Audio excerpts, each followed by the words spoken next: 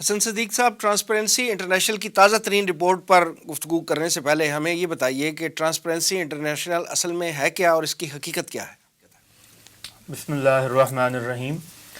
دیکھیں، یہ ایک جرمنی کا ادارہ ہے اور برلن میں 1993 میں بنا تھا، اور یہ مختلف ممالک میں جو کرپشن ہے، دیگر معاملات بھی، لیکن خاص طور پہ جو کرپشن کے معاملات مینلی آن کرپشن، بالکل کرپشن پہ دیکھتے ہیں. جیسے اس کے نام سے ظاہر ہے کہ تو یہ ٹرانسپیرنسی وغیرہ دیکھتے ہیں جی. اور یہ جو عام طور پہ انڈیکس جاری کرتے ہیں اس سے کہتے ہیں کرپشن پرسیپشن انڈیکس.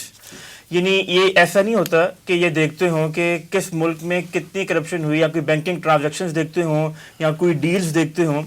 ان کا طریقہ کار یہ ہوتا ہے کہ ایک جو تحقیق سمجھنے والے لوگ ہیں، ایک پرپوزو سیمپلنگ ہوتی ہے ہماری، یعنی جس میں وہ ایک سیمپل کلیکٹ کرتے ہیں. اس میں کاروباری افراد ہوتے ہیں اور اس میں ماہرین ہوتے ہیں جو کسی بھی طرح کے ماہرین ہو سکتے ہیں. وہ اکانومی سے ریلیٹڈ، پولیٹیکل سائنس سے ریلیٹڈ، اور جو سوشل سائنسز کے اسپیکٹس ہیں ان کو دیکھتے ہیں.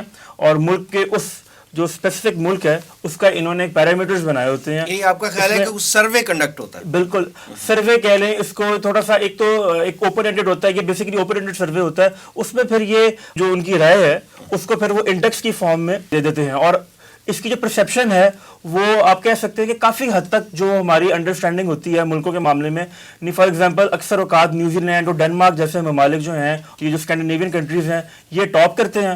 اور جو افریقن ملک ہیں، ساؤتھ ایشین ملک ہیں، یہ ان کی رینکنگ جو ہوتی ہے بہت پیچھے ہوتی ہے. اور پاکستان کے بھی یہی حساب کتاب ہے. پہلے سے طے شدہ فارمولہ ہے یا بالکل کی اپنے اعداد و شمار کی روشنی میں یہ دیتے ہیں؟ پھر انہوں نے ایک فارمولا بنایا ہوا ہے، اس میں انڈیکس بنایا ہوا ہے، اس میں سکور دیتے ہیں. 10 میں سے اتنا سکور اس کا آیا ہے. جس طرح فار ایگزامپل پاکستان کا سکور جو ہے وہ یعنی ارلی 30s میں ہے، کبھی یعنی 31 سے 33 فال کر رہا ہے پچھلے 3-4 سالوں میں. اور اس دفعہ انڈیکس ایک گرا ہے تو پاکستان کی رینکنگ 4 درجے کم ہو کے 124 آ گئی ہے. لیکن اگر آپ انٹرنیٹ پہ جائیں تو ایک لمبی فہرست ہے ان کی کنٹروورسیز کے حوالے سے. مثال کے طور پہ بہت سے ایسی کارپوریشنز جن پہ کرپشن کے الزامات تھے. مثال کے طور پہ ایک کارپوریشن ہے سیمنز، اس کے اوپر الزام تھا بڑے پیمانے پہ کرپشن کا، تو وہ ان کے ڈونر ہیں. اس کے علاوہ ایون امریکہ بھی جو ہے وہ بھی اس سے الگ ہے، اور ان پہ باقاعدہ ریسرچ ہوئی ہوئی ہے کہ ان کا جو جانچنے کا طریقہ ہے وہ جدید تحقیق کے اصولوں میں مبنی نہیں ہے.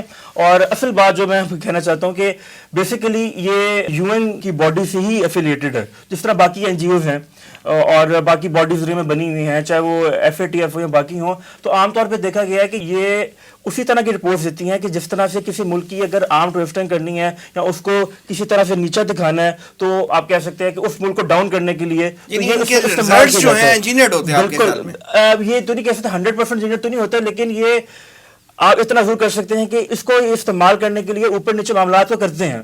فار ایگزامپل انہوں نے اپنی رپورٹ میں بھی یہ لکھا کہ اس دفعہ کرونا وائرس تھا. اب مثال کے طور پہ جب کاروباری ماہرین سے انہوں نے رائے لی ہوگی، مثال کے طور پہ جون جولائی میں، اس وقت تو دنیا بھر میں اور خاص طور پہ پاکستان میں بھی جو کاروباری افراد تو سارے تنگ تھے. انہوں نے تو یہ بات کہنی ہی ہے کہ کرپشن بہت بڑھ گئی ہے، یہ سارے معاملات ہیں. تو اس میں پھر وہ اس طرح کی جو بائسز ہیں اس کو اس طرح سے کیسے نکالتے ہیں اس کے بارے میں بھی ان کی کوئی واضح ہے موجود نہیں ہے. جس سے میں نے کو کہا کہ ان کی ایک لمبی فہرست ہے، یعنی ان کی کنٹروورسیز کے حوالے سے امریکہ بھی ان سے الگ ہو چکا ہوا ہے، اور ان کے جو سیمپل ہیں اس حوالے سے بھی بہت اعتراضات ہیں. میں آپ کو چھوٹی سی ایگزامپل دوں گا.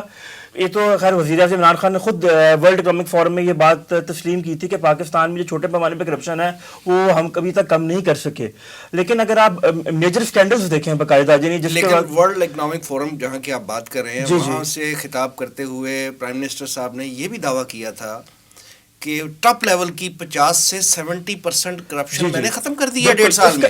یہ دعویٰ بھی کیا تھا. اس کی وہ کوئی ایگزامپل نہیں دے سکے. لیکن بہرحال اس وقت جو میڈیا کا بھی بہت بڑا حصہ ہے اس میں بھی وہ یعنی اینٹی عمران خان ہے. ابھی تک اس حکومت کا بھی کوئی آن پیپر ٹھیک ہے، شاہ زیب خانزادہ نے ایل این جی کا اسکینڈل لیا، لیکن اس میں بھی کاؤنٹر آرگومنٹس ہے کہ باقاعدہ کوئی بڑا اسکینڈل اس طرح سے نہیں آ سکا.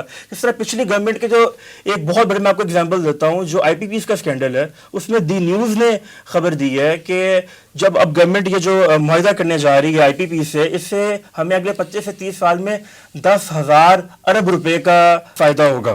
ٹھیک ہے، اگر آپ میجر اسکینڈلز دیکھیں تو پچھلی حکومتوں میں بھی اسی طرح تھے. لیکن آپ نے نوٹ کیا، میں آپ کو ایک چھوٹی سی ایگزامپل دیتا ہوں. عادل گیلانی صاحب تھے ٹرانسپیرنسی انٹرنیشنل میں سر پاکستان پچھلی میں. حکومتوں میں اس طرح کے اسکینڈل تھے تو اس وقت تک جی، گراف جی. جو تھا وہ پاکستان بالکل. کا 150 کے قریب تھا. بالکل بالکل نہیں اسی رینکنگ میں نون لیگ کی بات کر رہا ہوں. میں اپنے پروڈیوسر صاحب سے گزارش کروں گا کہ پچھلے 10 سال کا ایک وہ چارٹ ذرا دکھا دیں ناظرین کو تاکہ اس میں لوگوں کو پتہ چلے کہ ہمارے ہاں کرپشن کا معیار کیا رہا ہے اور اب کیا ہے. میں آپ کو یہی بات کہنے لگا ہوں, پیپلز پارٹی کے دور میں وہ جو پرسیپشن انڈیکس تھا وہ بہت اوپر چلا گیا تھا, نون لیگ میں نیچے آیا. لیکن آپ دیکھیں جو ٹرانسپیرنسی انٹرنیشنل کے سینئر ایڈوائزر تھے عادل گیلانی, ان کو سربیا کا سفیر لگا دیا گیا بعد میں. اس کا آپ نے نتیجہ اس طرح سے دیکھا. اسی طرح عادل گیلانی کو کنسلٹنٹ میں ہائر کیا گیا پرائم منسٹر آفس میں, کمیشن بنا تھا اس میں. اس کے علاوہ پنجاب گورنمنٹ نے ان سے معاہدہ بھی کیا. اس کے ثمرات آپ نے دیکھے کہ نون لیگ کے دور میں نہیں کہتا کہ وہ رپورٹ ٹھیک تھی غلط ہے, لیکن بہرحال یہ ہمیں دیکھنے کو ملا کہ کرپشن پرسیپشن انڈیکس تھا وہ نون لیگ کے دور میں بہت نیچے گیا. پک اینڈ چوز ہوتا ہے. بالکل.